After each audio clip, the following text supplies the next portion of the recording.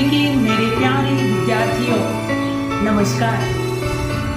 आज हम हमारा पूरक पठन आगे बढ़ाने वाले हैं। लास्ट लेक्चर में ठेस इस पूरक पठन में पन्ना क्रमांक 43 और 44 पर हमने देखा था कि मन लगाकर काम करने से उसका परिणाम अच्छा ही मिलता है, और सिरचन इसका एक बहुत बड़ा अच्छा उदाहरण हमने देखा है। आज इसी पूरक पठन को हम आगे बढ़ाने वाले हैं और पन्ना क्रमांक 44 और 45 पर आज हम देखने वाले हैं कि बहू के मायके की आलोचना करना उचित नहीं है। किस प्रकार उचित नहीं है, क्या बातें हो रही है, इसके बारे में आज हम जानकारी प्राप्त करेंगे।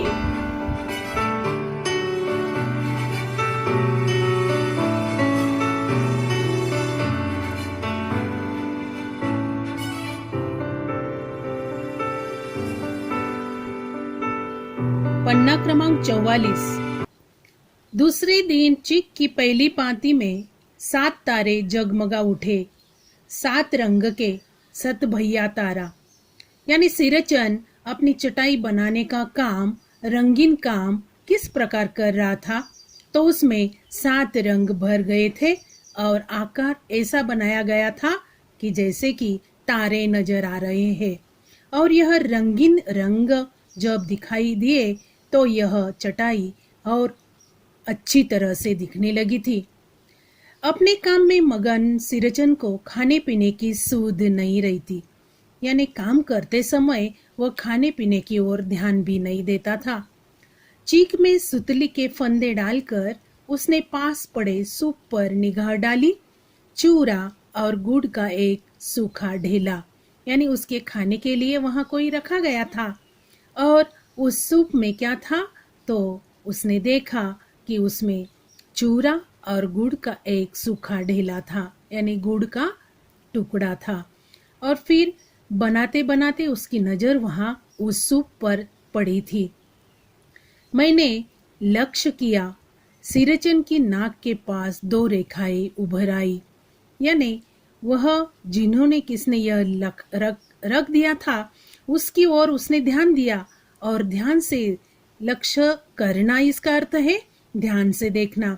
और वह कहता है कि सिरचन की नाक के पास 2 रेखाएं उभर आई है, यानी सिरचन को वह देखकर गुस्सा आ गया है। और ऐसे देखकर मैं दौड़कर माँ के पास गया। माँ, आज सिरचन को कलेवा किसने दिया है? सिर्फ चूरा और गुड़? कलेवा यानी सुबह का जलपान, जैसे कि हम नाश्ता करते हैं। और यह नाश्ता शायद मंजली भाभी ने ही दिया था, जो कि सिरचन पर गुस्सा करती थी। और फिर यह देखकर माँ को किसी ने संदेशा दिया कि आज कलेवा यानी सुबह का जलपान सिरचन को किसने दिया है, और वह भी क्या है? चूरा और गुड़। माँ रसोई घर के अंदर पकवान आदि बनाने में व्यस्त थी। बोली, अरे मंजली, सिरचन को बूंदियां क्यों नहीं देती? यानी मंजली की ओर इशारा करते हुए रसोई घर में से माँ ने व्यंजन बनाने में व्यस्त थी, पदार्थ बना रही थी। तो वहां से ही उसने आवाज मंजली को दी है कि सिरचन को सिर्फ चूरा और गुड़ ही क्यों, उसके साथ बूंदिया भी देनी है, यानी बूंदिया क्यों नहीं दी। नेक्स्ट पैराग्राफ हम देखेंगे। बूंदिया मैं नहीं खाता काकी। सिरचन के मुंह में चूरा भरा हुआ था। गुड़ का ढेला सूप में किनारे पर पड़ा रहा। अछूता, यानी चूरा खाते खाते यह सिरचन माँ जी के साथ बात कर रहा है, और गुस्से में ही बात, यानी मंजली का उसे गुस्सा आया है। और वह कहता है कि बूंदिया में नहीं खाता काकी। और फिर वह सूप में देखा गया कि उस गुड़ का ढेला जो है एक किनारे पर अछूता, यानी सिरचन ने उसे छुआ तक नहीं है। माँ की बोली सुनते ही मंजली भाभी की भौएं तन गई। भौएं तनना यानी माँ की आवाज सुनकर वह आश्चर्य हो चुकी है कि माँ ने भी इस जलपान की ओर ध्यान दिया है कि सिरचन को मैंने क्या दिया। मुट्ठी भर बूंदिया सूप में फेंक कर चली गई। यानी माँ जी ने कहा कि बूंदिया क्यों नहीं दी, बूंदिया क्यों नहीं देती।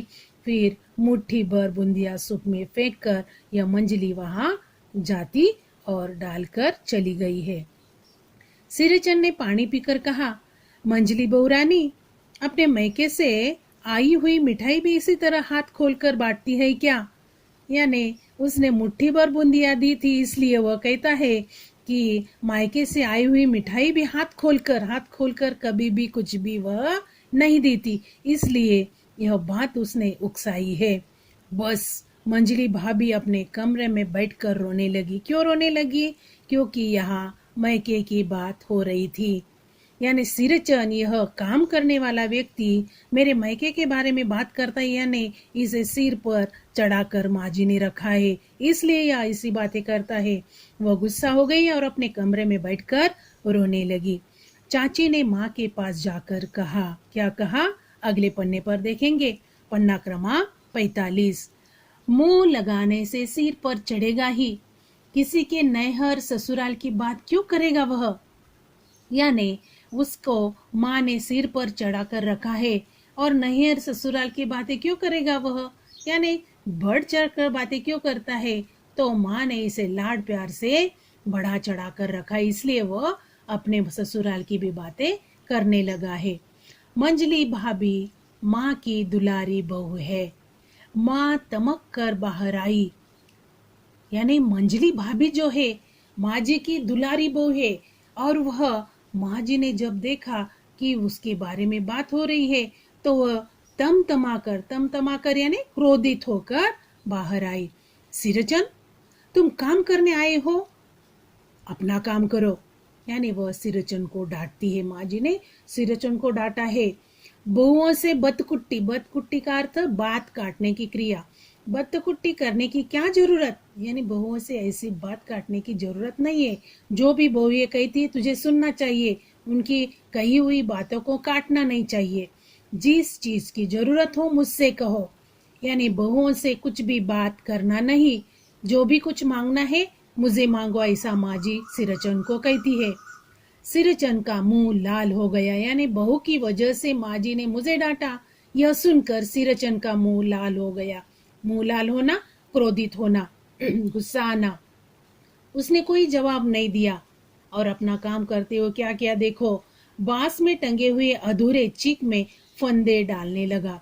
यानी जो भी चटाई या पर्दा बनाने का काम शुरू था वह काम वह शुरू करने लगा, यानी फंदे डालने लगा, यानी डोर बीच बीच में तैयार करने लगा। नेक्स्ट पैराग्राफ देखेंगे।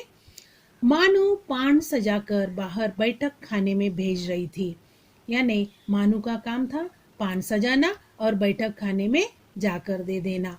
चुपके से पान का एक बीड़ा सिरचंद को देती हुई इधर उधर देखकर बोली। क्या बोली देखो, यानी पान वह बाहर बेचती है और चुपके से एक पान वह निकालती, एक बीड़ा जो कि पान तैयार किया हुआ है, और वह इधर इधर देखकर सिरचंद को दे देती है और उसे कहती है, सिरचंद दादा, उसे दादा कहती है। देखो, सिरचंद दादा, कामकाज का घर, 5 तरह के लोग 5 किस्म की बातें करेंगे, तुम किसी की बात पर कान मत दो। यानी कोई कुछ भी कहे, किसी की बात सुनना नहीं, कान मत देना, यानी बुरा मानना नहीं, किसी की बात सुनना नहीं, अपना काम करते रहना।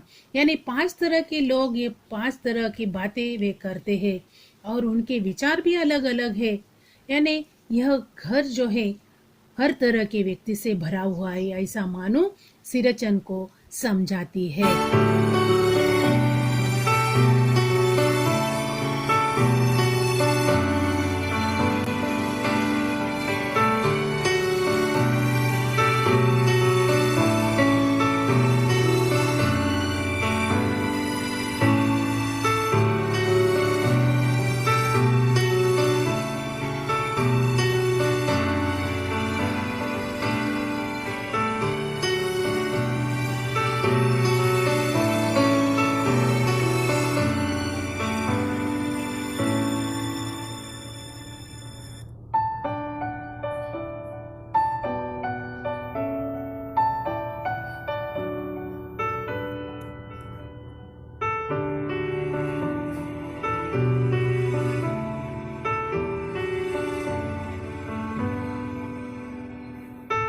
जितना भी पूरक पठन मैंने आपको पढ़कर या समझा कर दिया है, उसका एक बार फिर से पठन अवश्य करना, ताकि कहानी का क्रम आपके ध्यान में आए।